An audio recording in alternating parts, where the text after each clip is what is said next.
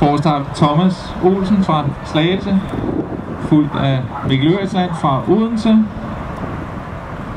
og Mads Eriksen fra Odsherred på 4. pladsen, Johannes Petersen fra Næstved Inline Klub.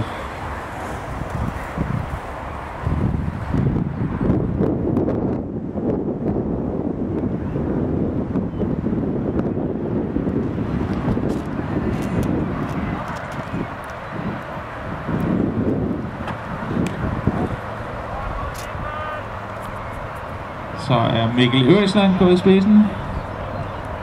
De mangler 400 meter, når de kommer op til mål.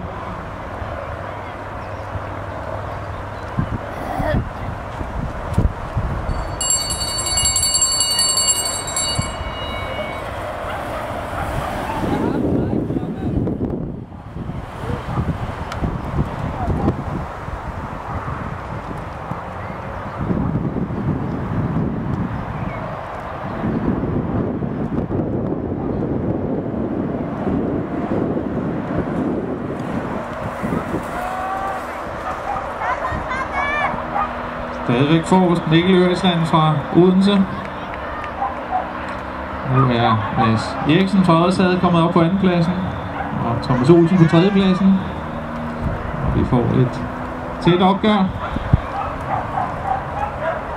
Og det var meget tæt.